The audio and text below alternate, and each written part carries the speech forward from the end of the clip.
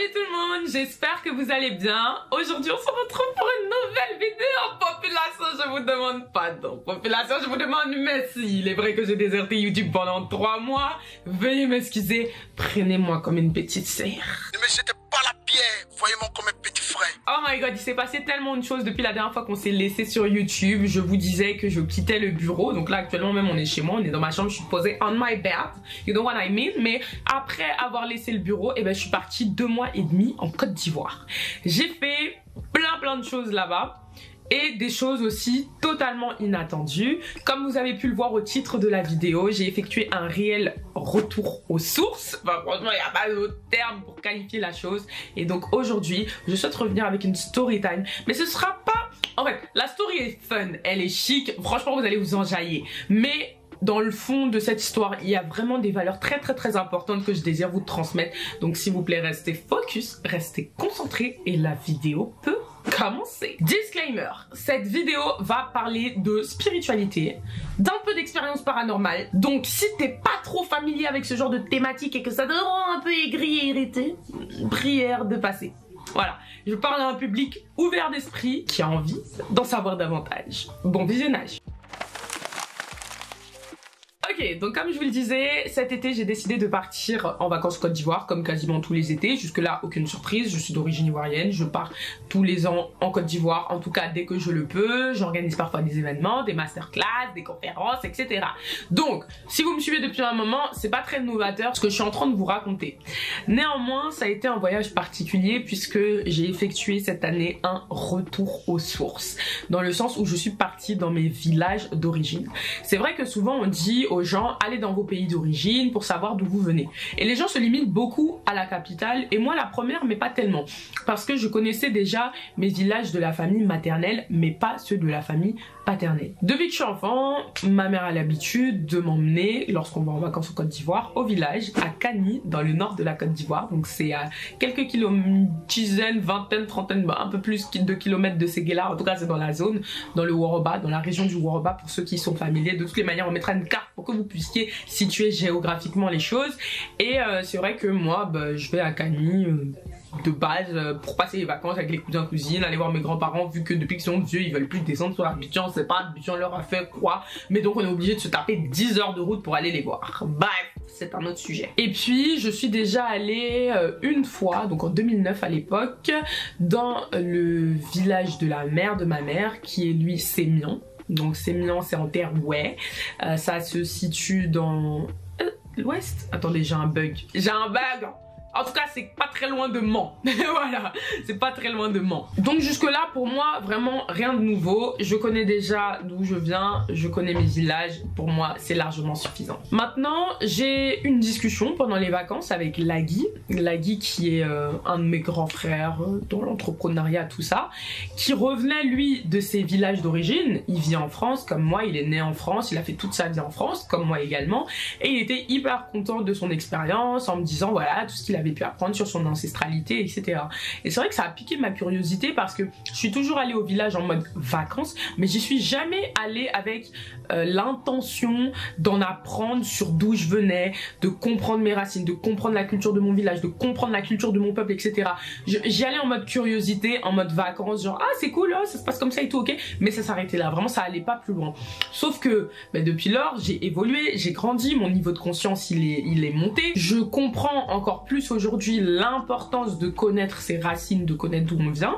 Alors en discussion avec lui, je me suis dit, c'est vrai que j'ai l'habitude d'aller à Kani, mais pourquoi pas aller à Sémian aussi. Donc je vais entamer un voyage sur la terre de mes ancêtres. Ni une ni deux, je décide de bloquer le mois d'août pour ça, je pose des intentions claires en disant que vraiment, je vais avoir des réponses sur ma lignée, sur mon ancestralité, comprendre quel rôle est-ce que je suis venue jouer dans ma famille, qu'est-ce que je dois régler. Voilà, moi je m'intéresse beaucoup à tout ce qui est intergénérationnel, épigénétique, tout ce qui est lignée familiale, tout ce qui est ancestralité, etc.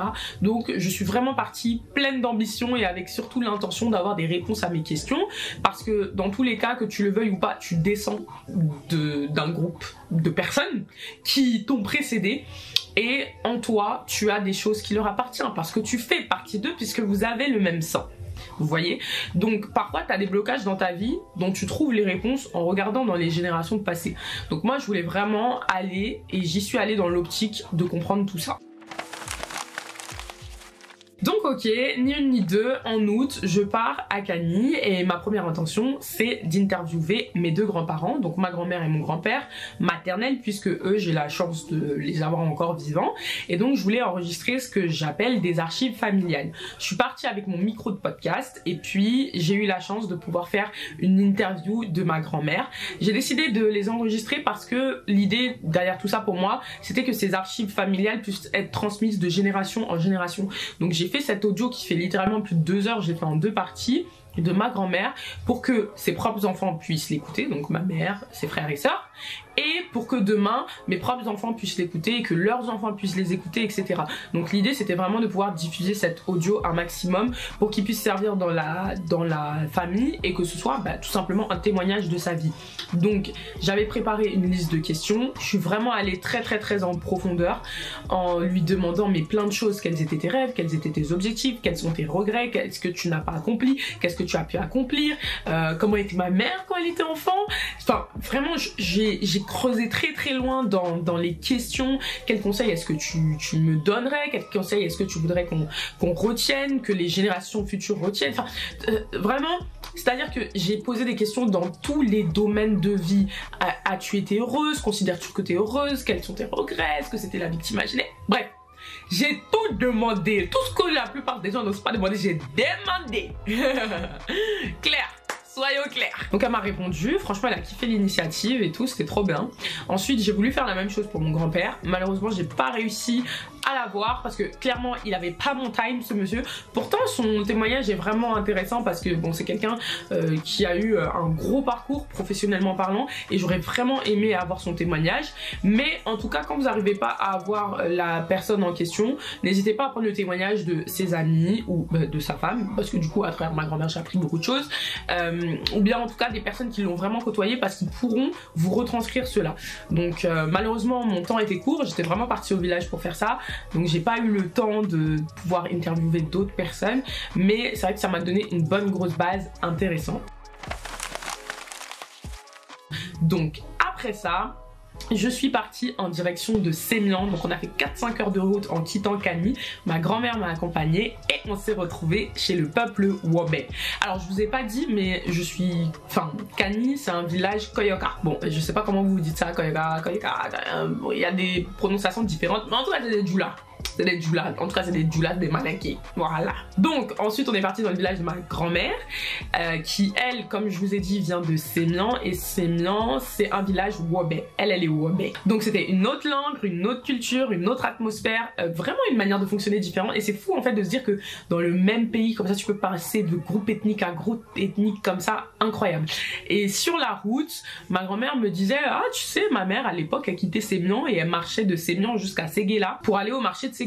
Et quand elle m'a dit ça, j'ai dit attends, déjà là on fait Cagny Sémian, on met 4-5 heures de route, comment elle va quitter Sémian pour aller à Séguéla? Mais attends c'est pas possible, elle a marché 2 jours en route. Elle m'a dit non, elle se faisait ça en une journée, elle partait le matin au lever du soleil vers les 4-5 heures du matin, puis elle revenait le soir, et puis si jamais il était trop tard et qu'elle avait pas eu le temps de revenir, elle s'arrêtait à Bibita chez sa maman. Et donc j'ai dit ah bon, mais Bibita c'est où? Et elle me dit ah ben quand on va aller à Sémian on va passer par Bibita en fait. Et j'ai dit ok, la maison de ta grand-mère elle existe toujours? Elle m'a dit ah ouais la maison est toujours là, il y a toujours la famille et tout.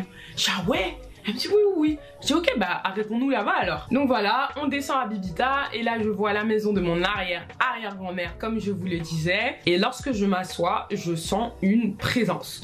Vraiment je sens qu'il y a quelqu'un, je suis envahie d'émotions, mais je sais que c'est pas mes propres émotions puisque je n'étais pas particulièrement émue d'être dans cet espace-là. Il faut savoir que moi j'ai déjà eu à faire des séances de guidance.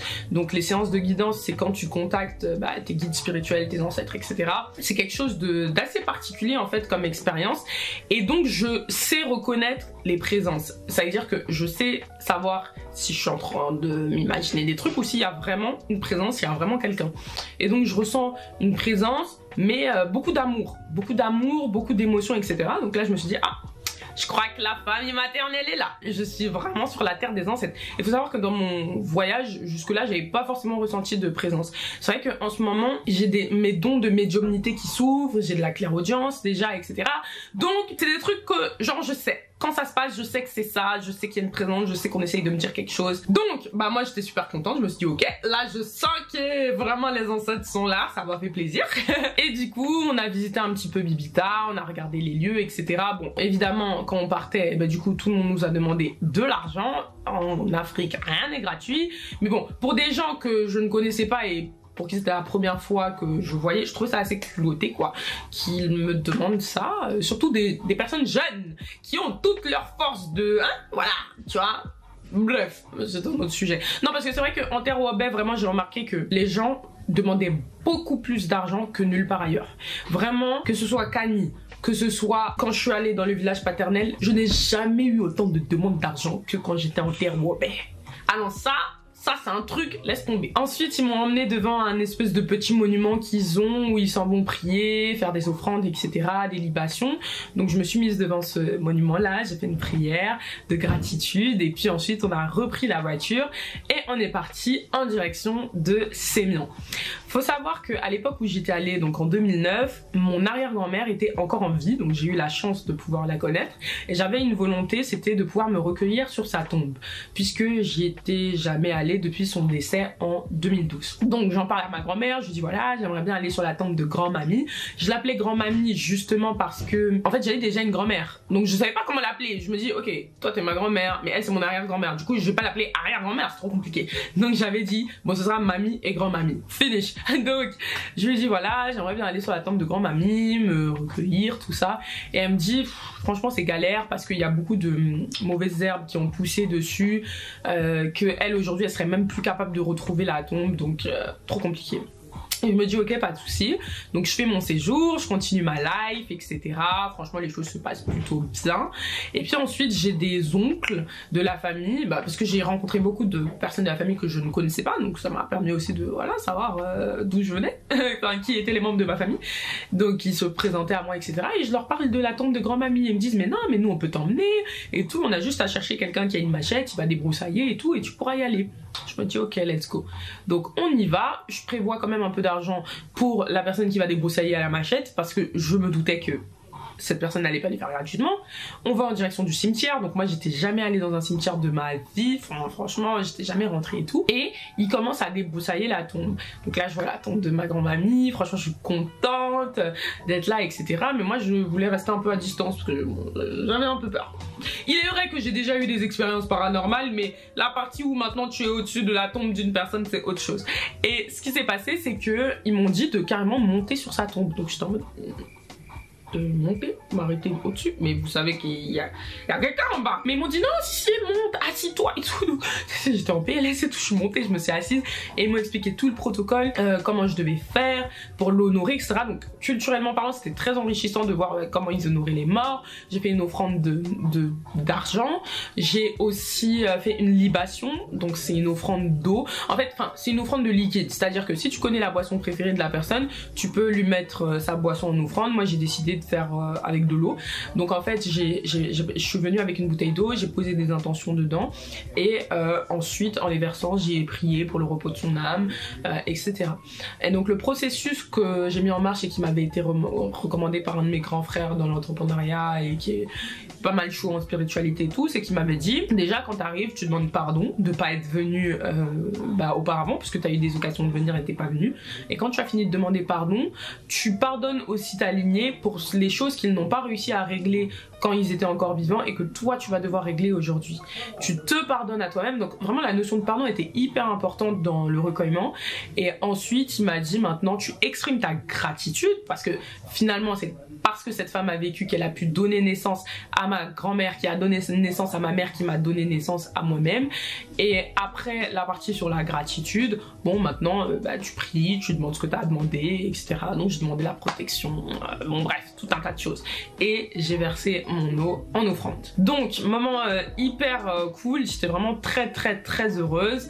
Ensuite on est retourné à la maison et puis quelques jours plus tard, enfin en vrai je suis restée 3 jours je crois, assez bien, on est retourné sur Cagny avec ma grand-mère et puis de Cagny je suis repartie à Abidjan.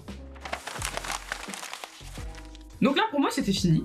J'avais vraiment, comment dirais-je, j'avais fini quoi, enfin j'allais sur la terre de mes ancêtres et c'est fini. Et une fois j'étais au téléphone, donc plusieurs jours après, avec une de mes grandes sœurs d'entrepreneuriat qui s'appelle Princesse Chassis, et faut savoir qu'elle a des dons de médiumnité, des dons de guidance, etc. Donc on est là, on parle de tout et de rien, de la vie de manière générale, et en fait d'un coup mes ancêtres se sont présentés à elle, paternelle, je précise. Paternelle. Et donc, en gros, le message qu'ils ont transmis, c'est donc toi, tu crois que t'as pas de famille paternelle, genre tu crois que c'est une partie de la famille qui n'existe pas, tu vas honorer tes ancêtres maternels, visiter ta famille maternelle, mais tu ne penses pas que tu dois le faire pour la famille paternelle aussi? Donc là, j'étais un peu en mode, pardon. Mais vraiment, j'étais choquée, j'étais en mode, my god. Donc franchement, je me suis fait embrouiller. Alors, on connaît se faire embrouiller par les vivants, mais se faire embrouiller par les morts, c'est un autre délire. C'est un autre délire. Donc là elle me dit mais ça fait combien de temps que t'es pas allé voir ta famille paternelle? Je dis non mais eux ils sont genre dans Abidjan et tout, je suis allée il y a 2 semaines et tout. Elle m'a dit non de ton village d'origine. J'ai dit non mais attends, moi mon village d'origine c'est au Mali en fait, je t'explique. Déjà je suis jamais allée au Mali de ma vie entière. En plus de ça, si je le fais, je pense que je vais le faire avec mon père, c'est plus simple, etc. Et elle m'a dit, ah, mais là, tu dois y aller maintenant, en fait. Ils t'attendent. Donc là, je me dis, wesh. C'était un peu délirant comme situation, mais je me dis, ok. Donc là, je dois partir au Mali, là. Et il faut savoir que il me restait 2 semaines avant de rentrer en France. Mais bon, dans la vie, il faut pas fâcher les gens qui nous ont précédés. Donc je me suis dit, ok, bah, je vais partir au Mali. Je ne connaissais pas le nom de mon village d'origine. Franchement, je connaissais rien. J'appelle mon père, je lui dis, ouais, je vais partir au Mali. Donc, aide-moi à partir, voilà. Dis-moi avec qui je dois aller, où je dois aller, etc. Donc mon père il était totalement halluciné. Je suis allée mais what? Comment ça va aller au Mali? Lui-même, ça faisait des années qu'il n'était pas parti et tout.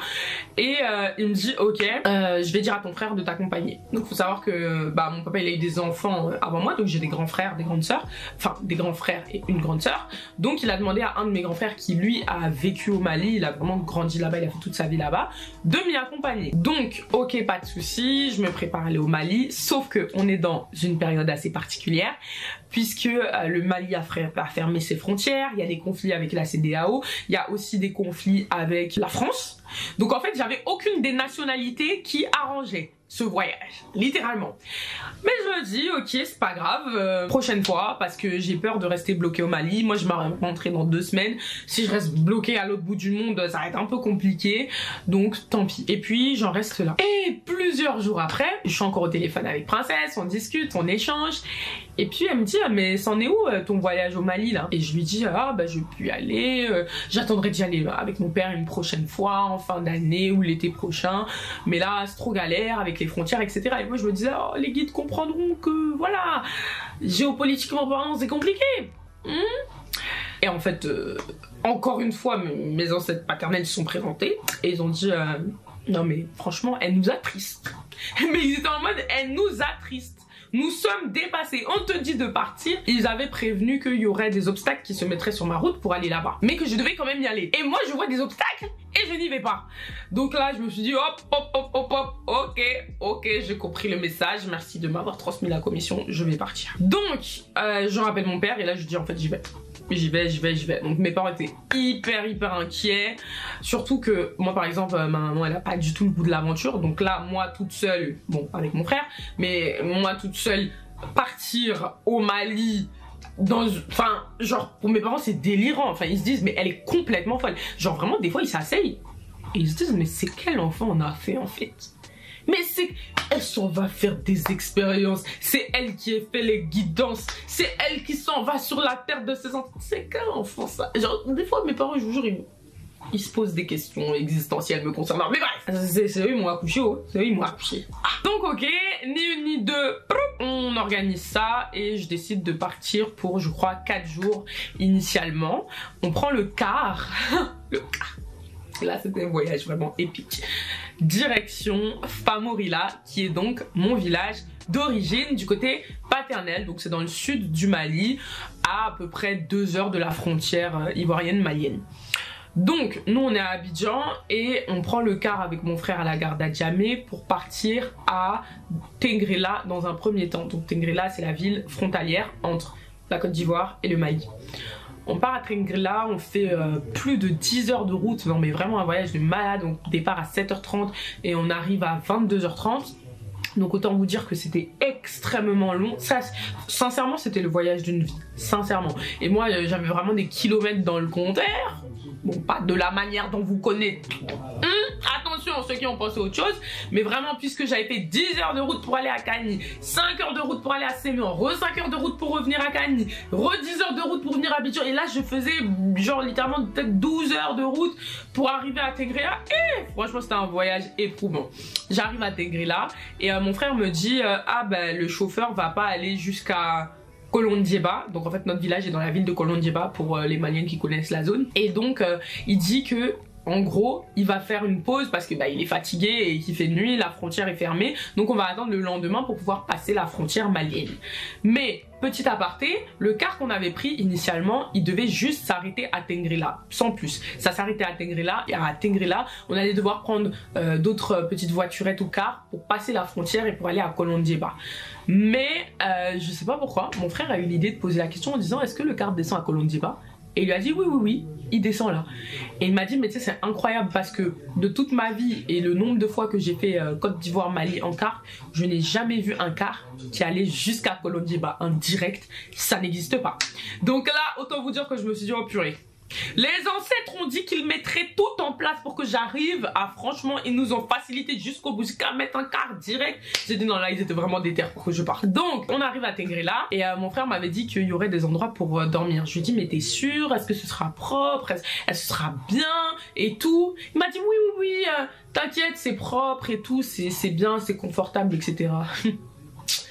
Ne jamais demander à un villageois si une zone est propre et confortable. Nous n'avons pas du tout la même notion du confort et de la propreté. On est arrivé, les gens ils dormaient à même le sol dans la gare, sous la chaleur. J'ai dit mais ça c'est un ken à obtenir le palu. C'est un ken à attraper le paludisme. J'ai dit non. Mais surtout moi, ce jour-là, j'étais indisposée. Hein, c'était la semaine rouge. Donc je me dis mais c'est pas possible. Moi il faut que je me lave. Là j'ai vraiment besoin de me laver. Ici on peut pas se laver. Les gens étaient couchés sur les bancs, couchés par terre etc. Parce qu'ils attendent. Enfin on est arrivé vers 22h30. Ils se disent hop à 6h on bouge quoi. Donc ils s'en foutaient un peu. Moi me coucher par terre ça me dérange pas. Mais vraiment là les conditions étaient ghetto.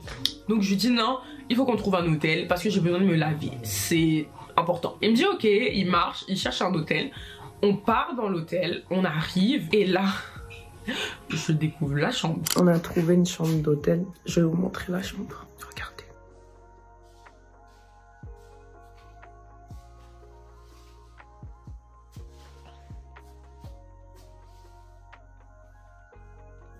J'étais dépassée. Je pense que vous pouvez le voir dans les stories. J'étais dans un état de dépassement. Laisse tomber! Mais le choc était lui-même choqué de la choquitude des événements. Oui. J'étais en mode mais moi je peux pas dormir dans ça. C'est mieux je retourne à la gare, je dors par terre. Hein. C'est beaucoup plus propre que ça. Et donc j'envoie des messages à mes parents et tout. Et eux ils se moquent de moi. Mais franchement ils se foutaient de ma gueule. Et c'était mort de rire. Mon père il était en mode tu n'as pas dit tu veux voyager. Tu n'as pas dit tu vas aller dans l'intérieur du pays. Voilà où Abidjan et puis l'intérieur du pays là. C'est pas la même chose à Abidjan. C'est pas la Côte d'Ivoire. J'étais en mode mais wesh. Et en fait déjà même mon esprit business a parlé parce que je me suis dit c'est un truc de dingue parce que vous êtes la ville frontière entre un pays, il y a énormément de passages de voyageurs et vous vous permettez d'avoir des hôtels miteux comme ça. Mais je ne comprends pas. Il y a pas d'Airbnb dans la zone ou même s'il y avait des Airbnb, ils étaient encore plus catastrophiques que l'hôtel. Donc hôtel était mieux. Et je me suis dit mais attends, c'est un truc de ouf. Vous êtes dans une ville de transit, il y a des millions de personnes qui passent ici tous les jours et qui ont besoin de dormir à la frontière. Et vos hôtels c'est ça. Mais en fait ils s'en foutent parce qu'ils savent que dans tous les cas les gens n'ont pas le choix et qu'ils vont dormir là-bas. Mais franchement moi si j'étais venue avec ma voiture ça sert à quoi à dormir dans ma voiture? Vraiment. Donc anyway mon père me dit demande s'ils ont pas une chambre climatisée parce que généralement les chambres où il y a la clim c'est mieux. Oui parce que dans cette chambre là il y avait même pas de ventilateur. Bon après moi je suis pas clim, je suis pas ventilateur, je peux dormir dans la chaleur, ça me va, ça me dérange pas. Donc on demande une chambre climatisée et là on arrive dans la seconde chambre.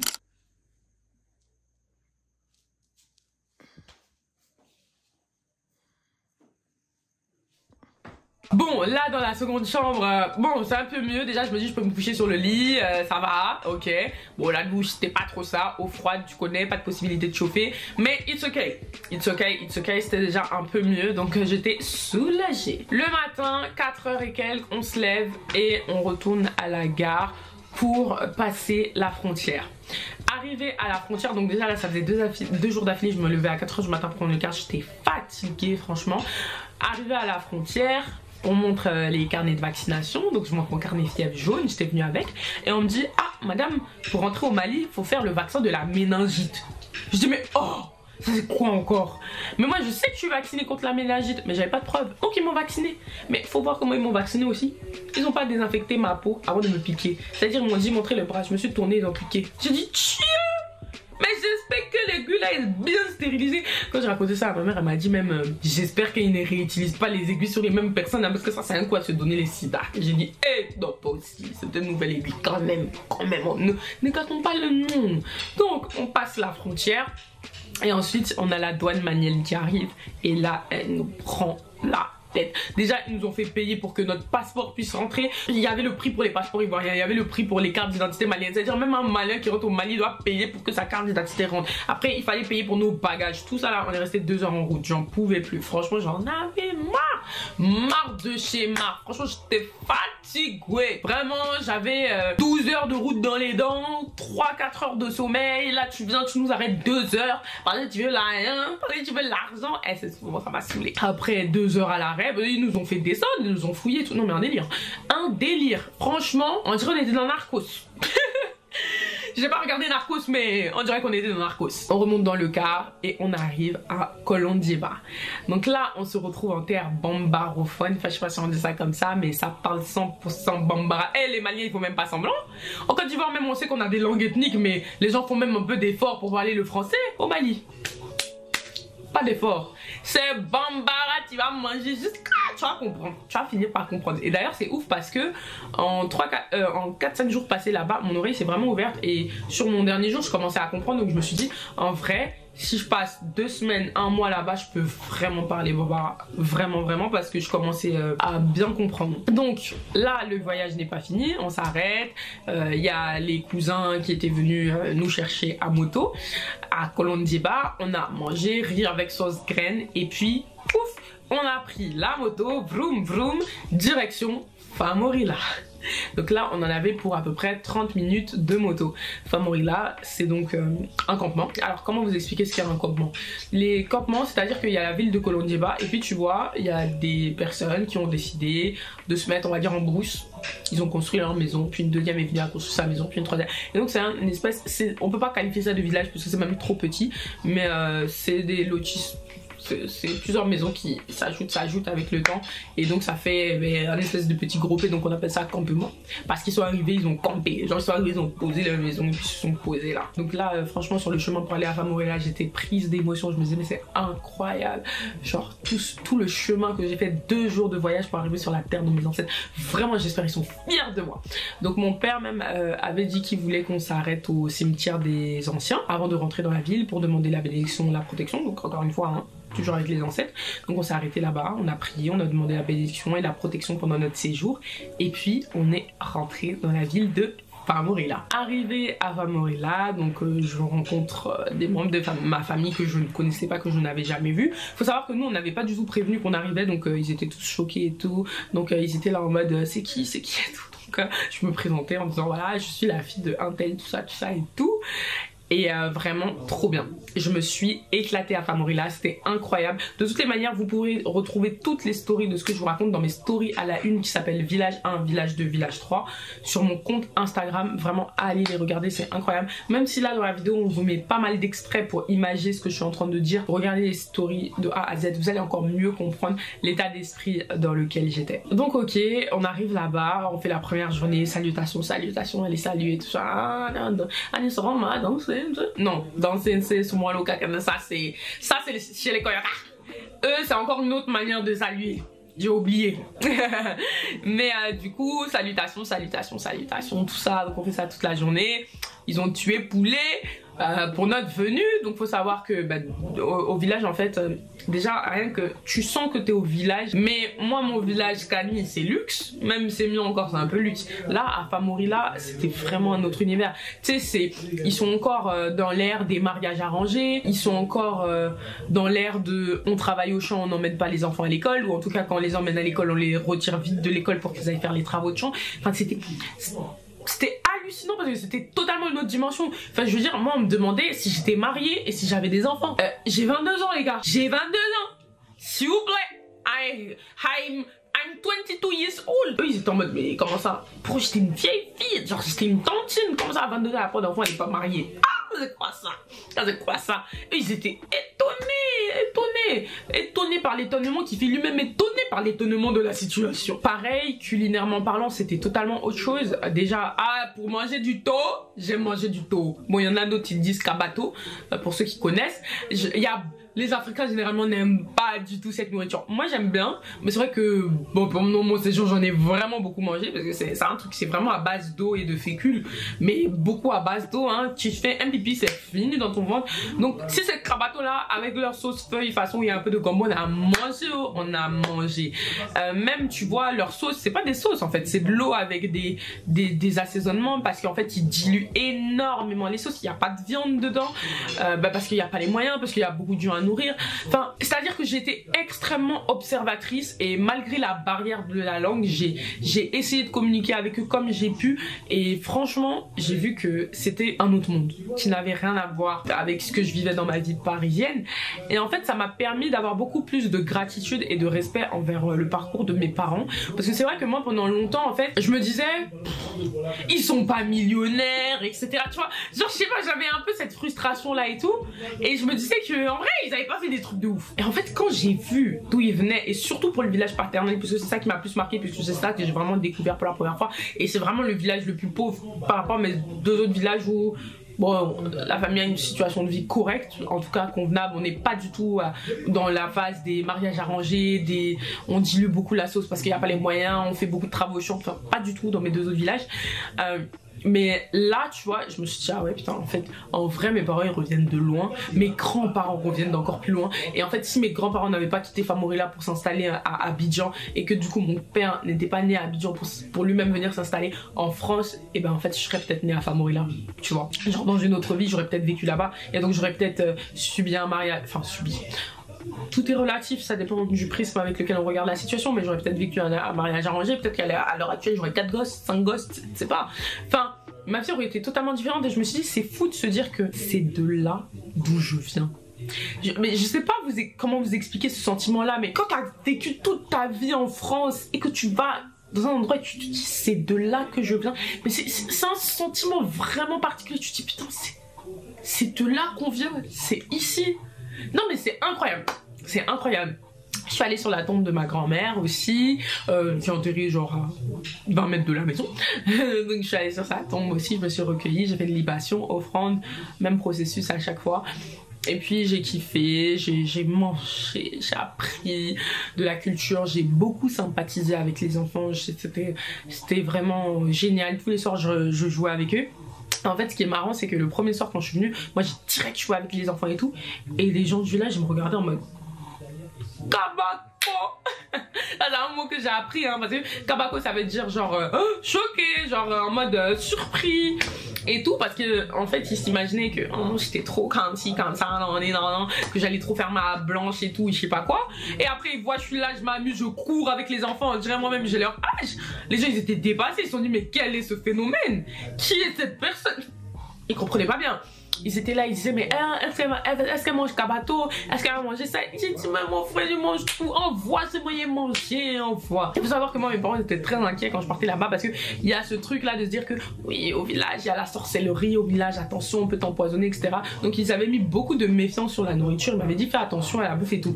Mais tu sais c'est compliqué de refuser la bouffe, les gens ils sont là, ils vont tuer un poulet, ils viennent te ramener tout heureux et tu vas leur dire non je mange pas, non moi je pouvais pas manger, j'ai tout mangé. Dieu merci, tout allait bien, tout s'est bien passé. Maintenant j'ai quand même vécu une expérience paranormale au village puisque quand même c'est important de le dire, j'ai compris que quand les parents disaient attention au village, c'était pas pour rien. Avant je crois qu'ils exagéraient, je me disais oh, même les gens qui sont en ville à Abidjan, à Bamako, qui disent non moi je vais pas dans mon village et tout, non, j'ai peur, rien, faut pas, ils vont m'ensorceler et tout. Moi je disais mais vas-y vous abusez, parce que j'ai l'habitude de partir au village depuis que je suis petite. Je me dis mais qu'est-ce qu'ils racontent. Mais quand même j'ai vécu un truc, parce que j'ai serré la main d'un ancien. Je vais vous faire la version courte de l'histoire, mais j'ai serré la main d'un ancien et en fait il a maintenu ma main. C'est à dire normalement une poignée de main c'est furtif, lui vraiment il a gardé ma main et m'a regardé droit dans les yeux, il a commencé à parler et tout, et moi je comprends pas bien tout là, donc je savais pas trop ce qu'il disait.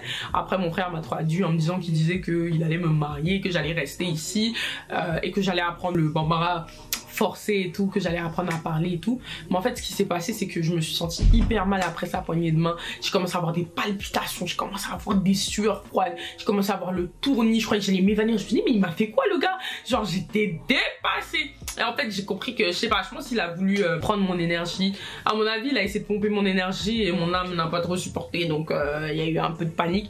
Donc je suis restée dans un état assez étrange pendant 2-3 heures. Franchement je croyais que j'allais mourir. Je vous raconte ça comme ça en mode vite fait. Quand je suis rentrée j'ai raconté ça à mes parents, ils m'ont dit mais non toi tu te fais des films. J'ai dit hey, je sais ce que j'ai vécu.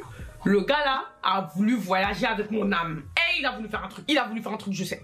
Je sais. Parce que c'est la seule expérience bizarre qui m'est arrivée, sinon tout s'est très bien passé. Donc panique et tout, on a fait tourner la roue qui laisse tomber, libation.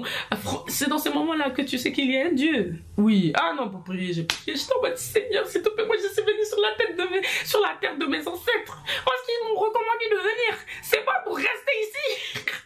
Pardon, j'ai encore beaucoup de choses à vivre et beaucoup de choses à faire, je peux pas mourir à Famorila comme ça. Cadeau, ah non, comment non, j'ai trop peur. J'ai trop peur. Quand je vous dis j'ai eu peur pour ma vie. Donc bon ça allait après, mais il m'a fallu beaucoup d'heures pour redescendre.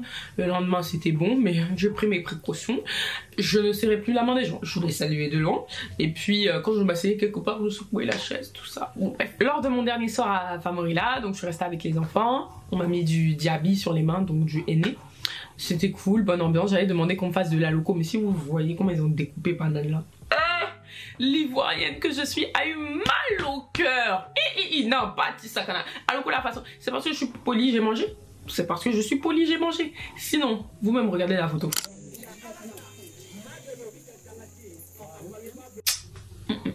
Non, quand ils m'ont fait ça, j'ai dit non. C'est alors ça. Mais bref, j'ai mangé, j'ai donné le reste aux enfants du village. D'ailleurs, la plupart de mes bouffes, je donnais aux enfants du village parce que je sais que pour eux, c'est pas habituel de manger de la viande, de manger des bananes plantains. Non mais franchement, même ça, il n'y a pas au village. Il fallait aller en ville. J'ai payé en ville parce que j'avais une forte envie d'aller locaux. Et puis bref. Donc voilà quoi. Et en fait, lorsque Princesse avait reçu la visite de mes ancêtres, ils avaient dit qu'à Famorila, j'allais subir une grande transformation. Alors effectivement, ce voyage a été hautement transformateur. Là, mais franchement, j'ai pas les mots. Mais le dernier soir, c'est venu comme ding dans ma tête. En fait, mon pourquoi il est apparu et j'ai commencé à avoir une vague d'émotions qui m'a envahi, des larmes et tout, parce qu'en fait, j'ai senti que j'avais exactement trouvé mon pourquoi. Ce soir, je suis grave émue. Non mais attendez, j'ai pas envie de pleurer comme ça devant vous, mais c'est de l'émotion, donc c'est même pas de la tristesse, mais genre, je pense que j'ai trouvé mon pourquoi. Genre le pourquoi qui m'anime. Vous savez, quand vous faites des formations en business, etc., on vous dit ouais, quel est ton why, quel est ton why, quel est ton pourquoi tu fais les choses, qu'est-ce qui te donne la motivation, qu'est-ce qui te donne la déterre, etc. Et c'est souvent une question auquel les gens ont du mal à répondre. Et moi, la première, je me disais ok, je vais être riche, je vais être millionnaire, je vais être milliardaire même, en dollars koweïtiens, dans toutes les devises du monde d'ailleurs. Mais pourquoi ? Je dis que je veux prendre ma retraite à 30 ans parce que c'est mon projet de vie. Pour ceux qui me suivent un peu, vous savez, à 30 ans, je suis à la retraite parce que je compte avoir en fait généré suffisamment d'argent pour ne plus avoir à travailler jusqu'au restant de ma vie à 30 ans. Donc voilà. Mais je me suis dit, mais Erin, si à 30 ans, tu prends ta retraite, tu vas faire quoi? Genre vraiment, je me suis demandé, mais qu'est-ce que je vais faire de ma vie après ça? Quand j'aurai de l'argent, quand j'aurai tout ce que je cherche, l'argent, la stabilité, je vais faire quoi de ma vie? Et en fait, la réponse, elle est venue à ce moment-là.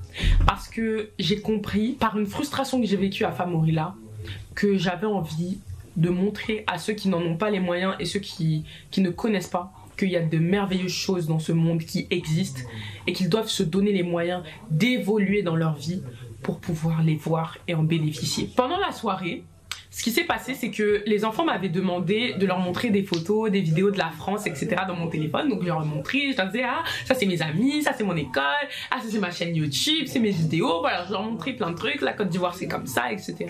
Et à un moment, je leur ai montré une photo d'un plat qui s'appelle le tchèp. Donc c'est un plat sénégalais, je pense que la plupart d'entre vous connaissent. Et quand j'ai vu le plat de tchèp, ça m'a fait bizarre parce que, en fait, ils m'ont dit, mais c'est quoi le tchèp? Je dis, comment ça, c'est quoi le tchèp? Là, je suis pas en train de vous montrer un pavé de saumon ou du caviar. Là, je suis en train de vous montrer le tchèp. Le Sénégal, c'est notre voisin. Genre, c'est le pays d'à côté. Comment ça, vous connaissez pas le tchèp?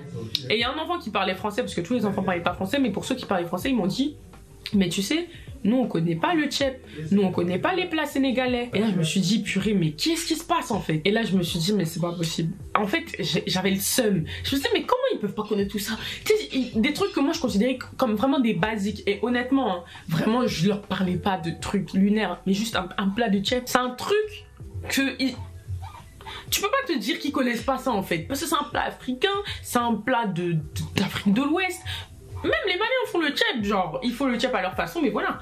Et donc c'est là où j'ai compris qu'ils vivaient vraiment en autarcie, qu'ils vivaient vraiment dans leur bulle, dans leur cercle, dans leur zone, et qu'ils ne quittent pas le village, ils naissent et ils meurent au village. Et pourtant la ville de Kolandiba, c'est à 30 minutes en moto, mais ils n'y vont pas. C'est-à-dire qu'ils vivent vraiment en société. On est encore à l'ère où la radio domine. On est encore à l'ère des postes de télévision qui sont mis à l'extérieur et tout le village en profite pour regarder. Il y a 2-3 télés dans le village maximum. J'étais en mode, mais c'est une dinguerie. Et c'est là où je me suis dit, mais c'est ça mon pourquoi. Il faut que je réussisse, que je m'élève socialement et que je puisse atteindre toutes les autres sphères pour pouvoir faire bénéficier ce genre de personnes-là des avantages que j'aurais en fait. J'ai besoin de réussir et de gagner de l'argent parce que je veux mettre cet argent à contribution des personnes qui n'ont pas les moyens. En fait, c'est le principe de génération déclassée, ma société. Aider les gens à briser le plafond de verre. Parce que quand j'ai vu ces enfants-là, je vous promets, j'avais envie de les ramener avec moi à Abidjan, juste pour qu'ils voient comment c'est. Ou même à Bamako, je suis pas allée, mais on allait découvrir ensemble. J'avais envie de les emmener en France, de me dire mais vas-y, j'ai une colonie de vacances, je les ramène en France pour qu'ils voient en fait. Parce que je me dis c'est pas possible de pas savoir à quel point il y a des merveilles dans ce monde. Je veux dire, même aller à la plage, ils sont jamais allés. Tu sais, c'est des trucs mais basiques.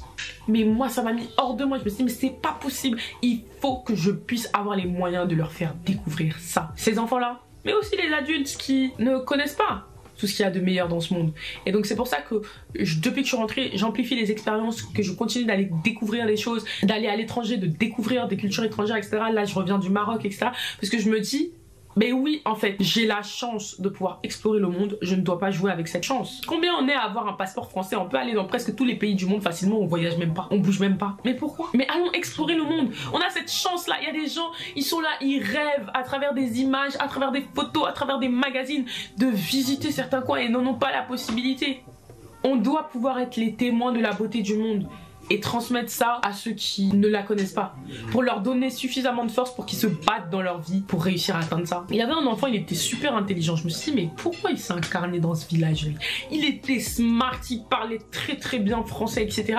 Et il me disait tu sais ici on parle pas beaucoup français parce que quand tu parles français on va te dire ouais genre en gros tu veux trop montrer que t'es allé à l'école, que t'as fait les papiers et tout, donc on n'ose pas, on a honte de parler français, etc.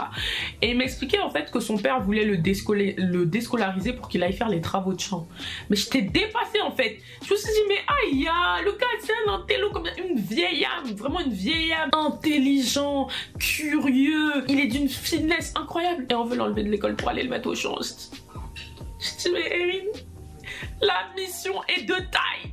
La mission est de taille. Moi je me sens en mission. De toutes les manières, on a tous une mission de vie. Je vous ai même déjà fait une vidéo sur la mission de vie. On remet la vidéo ici, pour ceux qui ne l'ont pas vue. Mais en fait, je me suis dit, la mission est de taille. Voici mon pourquoi. Donc après ça, je suis retournée à Abidjan. Donc là, par contre, on est rentré en une journée. J'avais mis la pression à mon frère. J'ai dit, je veux rien savoir. Je fais pas 2 jours sur la route. Je ne veux pas dormir à Tengrila dans cet hôtel miteux. Ce soir, je dors chez moi. Donc on a tout fait en une journée. Mais attends, hein, on est une journée bien longue. Enfin, même pas. En fait, on est arrivé le lendemain, mais on a pris un quart de nuit. Et on est arrivé à Abidjan, pareil, on se fait arrêter. Cette fois-ci, c'était par la douane ivoirienne. Non, mais franchement, les douanes sur les routes, un délire. Par contre, la route de Abidjan jusqu'au Mali, et même, je crois, jusqu'à Bamako, elle est entièrement goudronnée. Oh, mais incroyable. Non, parce que quand moi, j'ai fait Cani-Sémian, laisse tomber la route. Regardez les vidéos. C'est la partie du film que moi, j'adore, là, qui a arrivé. Là, maintenant, il n'y a plus de route. C'est pour aller à Sémian, la route de Mans, là, une route vraiment. Ah ouais, ah ouais. Mais en tout cas, Mali Côte d'Ivoire, non, vous allez gérer. Une route fluide. Ah, j'étais trop contente. Donc, on rentre, j'étais extrêmement fatiguée, j'ai dormi. 2 jours après, j'ai eu le paludisme, tout ce que je voulais éviter, mais en même temps, vu tout ce que j'avais fait dans mon mois d'août, ça ne m'a pas étonné. Je suis quand même allée dans des zones où, en termes de moustiques, c'est assez incroyable. Enfin, d'après les gens, les moustiques du village sont plus voraces. Moi, je vous dis, les moustiques d'Abidjan, ils sont plus dangereux. Parce que moi, où je vivais là, modèle de moustique qu'il y avait, laisse tomber. Tcha, une gamme à dormir avec moustico. Pomper Baygon tous les jours, laisse tomber. Bon. Maintenant, je suis rentrée. Depuis un bon gros moment. Ouais, depuis un bon gros mois et demi, presque 2. Et je ne regrette absolument pas d'avoir fait ce voyage. Parce que ça m'a permis de comprendre exactement qui j'étais et ce que je venais régler dans ma famille. Ça m'a permis de voir le travail qui avait été fait et celui qui n'avait pas été fait. Les traumas qui avaient été réglés et ceux qui n'avaient pas été réglés. J'ai pu constater des récurrences dans la famille, voir que, oh purée, mais en fait, ce comportement, je le vois assez mignon, mais en fait, je le vois aussi chez ma grand-mère et je le vois aussi chez ma mère. Attention. Donc en fait, ça vient de là. J'ai pu connaître la source, en fait, des problèmes, la source des conflits. C'est-à-dire que ça te donne une perception de qui tu es, mais vraiment beaucoup plus macro, en fait. C'est reconnecter avec son identité. C'est renouer avec qui on est. C'est savoir d'où l'on vient, c'est être. Aujourd'hui, je peux dire que je suis Koné Erin Fatim parce que je sais d'où je viens, mais dans tous les sens du terme en fait. Et ça, c'est juste incroyable et j'ai beaucoup de gratitude d'avoir pu effectuer ce voyage. Et vraiment merci à mes guides d'avoir assisté pour que j'aille dans la famille paternelle parce que bah, devinez quoi, Famorila, c'est le visage que j'ai le plus préféré. C'est le village qui m'a le plus marqué et j'ai vraiment envie d'y retourner et j'y retournerai juste en vacances. Donc c'est pour vous dire. Et pourtant c'est le village qui est le plus aux antipodes de mon mode de vie, qui a les conditions de vie entre guillemets les plus difficiles. D'ailleurs je dormais par terre à Famorila, mais autant vous dire que j'ai très bien dormi.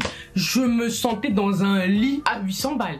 Non mais sans mentir, je cherche encore à expliquer ce phénomène. Comment ça se fait qu'en dormant à même le sol, je dormais hyper bien.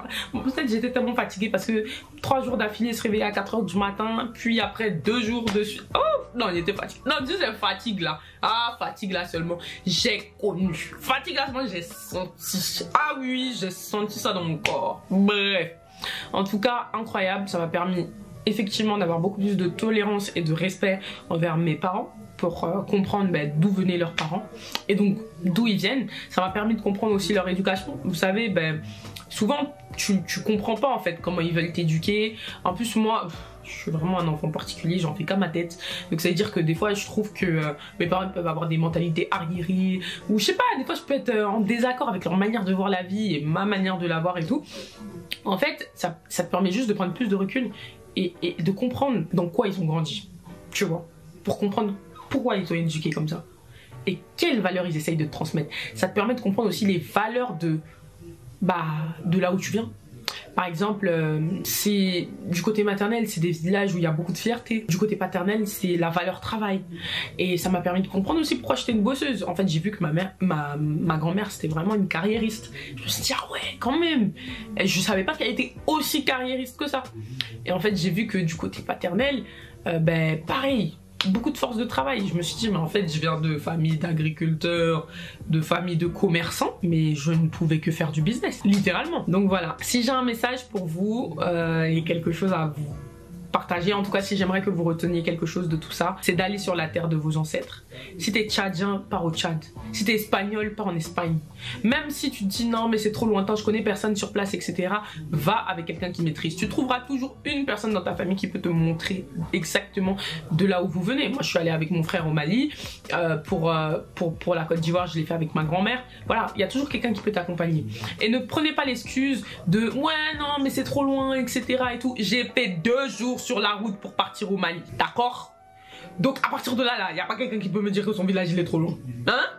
J'ai près de 20 heures de route pour arriver à Famorila. Il n'y a pas quelqu'un qui peut me parler de loin ici. Car, moto. Oui, j'ai tout fait. Non, franchement, donc là, arrêtez de vous trouver des excuses. Passez directement à l'action. Ça va vous permettre de réellement savoir qui vous êtes. C'est bien beau de s'asseoir sur les réseaux sociaux et de dire ouais, je suis ivoirienne et tout. Ma chérie, si Côte d'Ivoire que tu connais, c'est que la Riviera 3, tu n'es pas ivoirienne. Tu n'es pas bien ivoirienne. Il faut partir à Douekoué là-bas. Hein? D'où tes ancêtres viennent. Là, tu pourras dire je suis ivoirienne. Parce que la Côte d'Ivoire, ce n'est pas juste la Riviera 3. Ok. Pareil pour n'importe quel pays d'origine. Hein. Et aussi, ça m'a permis de conscientiser que j'étais malienne. Alors ça, c'est le truc le plus fou, mais je ne me suis jamais considérée comme telle. Bon, en fait, j'ai compris que j'étais surtout le Mandé, parce que c'est vrai que c'est les colons qui ont fait la scission entre le Mali, la Côte d'Ivoire et les autres pays de la sous-région. Donc j'ai compris que j'étais surtout le Mandé, parce qu'en fait, il y a une partie de ma famille qui est rester en Côte d'Ivoire, une autre partie qui est considérée comme sur la partie malienne, etc.